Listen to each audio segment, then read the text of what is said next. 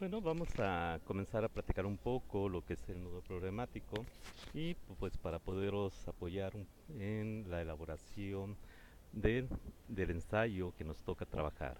En este sentido, pues el nudo problemático, vamos a ver aquí la primera lámina. El nudo problemático, a diferencia de un planteamiento de problema, es que en los protocolos de investigación se utilizan los planteamientos de problema, ¿no?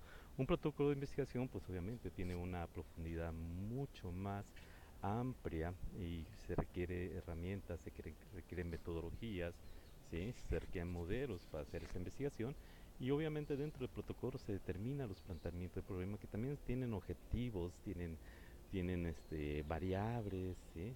Y que son un poco más complejos a realizarlo. En cambio, los ensayos, como no tienen esa profundidad de los protocolos de investigación, pues se maneja el término de nudo problemático, ¿no? El nudo problemático tiene la analogía exactamente de eso, de deshacer el nudo. Tenemos aquí un problema y que obviamente se convierte en un nudo y que a través del ensayo vamos a tratar de deshacerlo. Muy bien, entonces la duda metodológica al más puro estilo de René Descartes nos dice que algo que deseo saber y que solo a través de una previa investigación y una reflexión puedo encontrar la respuesta. En ese sentido hay que tener mucho cuidado. Generalmente a veces nosotros nos generamos preguntas que son fáciles de contestar con una simple búsqueda, ¿no? Entonces, por ejemplo, eh, eh, por ejemplo, que la motivación en los trabajadores, ¿no? Pues eso basta con hacer una búsqueda en internet y inmediatamente encontraríamos la respuesta. Pero eso no es una duda metodológica, eso es una pregunta y que obviamente a lo mucho quedaría para un glosario y no para un ensayo, ¿no? Lo que las dudas metodológicas para los ensayos requieren previamente una investigación, generalmente del tipo documental, ¿no? Buscar, en diferentes fuentes sobre el tema que queremos investigar, pero no solamente la pura investigación, ¿no? O sea, si nuestra ensayo basta hacer la investigación documental o por internet para contestar nuestra duda metodológica, entonces no sería un buen tema para ensayo. Y aparte de la investigación, necesitamos reflexionar sobre lo que encontramos de la investigación. Y esa reflexión es lo que le da la validez a un ensayo, ¿no? Que le da la parte académica del ensayo, no solamente la parte de investigación, sino le da reflexión y a partir de una duda que tengamos nosotros, una pregunta.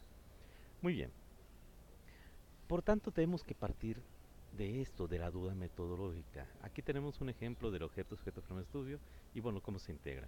Primero tienen que ser una pregunta, tienen que estar encerradas en signo de interrogación, si no, pues obviamente no es una pregunta. Y pues partimos de la duda. Si se dan cuenta, aquí en el ejemplo tenemos ¿por qué la mayoría? Toda pregunta, toda duda comienza con un por qué, un cómo, cuándo, dónde, con quién, para quién, etcétera, ¿no? Y eso es importante, porque no es lo mismo contestar un por qué que contestar un cómo, o tampoco lo mismo contestar un cuándo que contestar un para quién. Entonces, esta duda me va a guiar qué tipo de información yo debo de buscar. Ahora, aquí la duda es un poco más amplia. ¿Por qué la mayoría? No es el por qué todos, o por qué algunos cuantos, o por qué los principales, sino por qué la mayoría. Y ya tenemos el punto de partida de nuestra investigación. Luego un sujeto de estudio, ¿no? ¿Por qué la mayoría de las pequeñas empresas del sector comercial? Esto de pequeñas empresas del sector comercial se vuelve sujeto de estudio. A quién vamos a estudiar, no? ¿Sí? En este caso vamos a estudiar quién? A pequeñas empresas del sector industrial.